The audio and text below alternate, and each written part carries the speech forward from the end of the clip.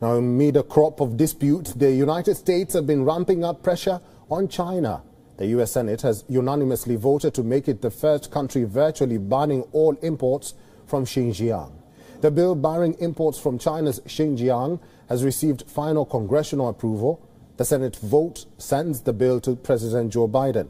The Uyghur Forced Labor Protection Act would ban all imports from Xinjiang unless businesses can prove they were produced without forced labor. Some U.S. businesses had voiced unease about the act since Xinjiang is a major source of cotton. An estimated 20% of the garments are imported each year into the U.S. The U.S. government says more than 1 million Uyghurs and other Turkic-speaking Muslims are incarcerated in Xinjiang camps. China is accused of rooting out their Islamic cultural traditions and forcibly assimilating them into China's Han majority. The United States has described the campaign as genocide. Along with Australia, Britain and Canada, America has planned a diplomatic boycott of the Beijing Winter Games next year over the issue. To censure China's treatment of the Uyghur minority, U.S. has also slapped new sanctions on dozens of Chinese companies. The Biden government fired off new sanctions over surveillance concerns in Xinjiang. Rights groups say China has been honing new technologies in artificial intelligence and DNA tracking to keep tabs of Uyghurs. Companies hit by Treasury Department sanctions include top drone maker DJI Technology. It is by far the world's largest producer of consumer drones. DJI captures more than 70% of the global market. Other companies targeted include Xiamen Meyer Pico Information.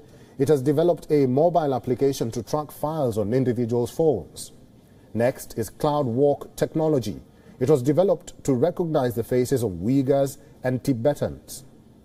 Separately, sensitive exports to the Academy of Military Medical Sciences have been restricted. 11 of its research institutes are part of the restrictions. The curbs come of its biotechnology work, including purported brain control weaponry.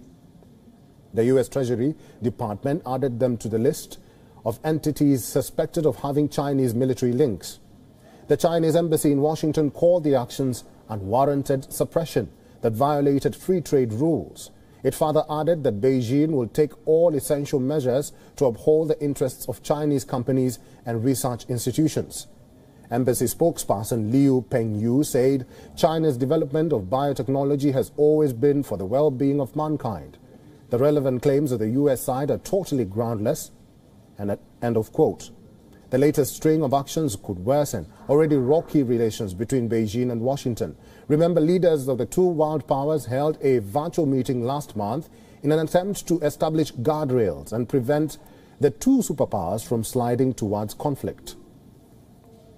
WION is now available in your country. Download the app now and get all the news on the move.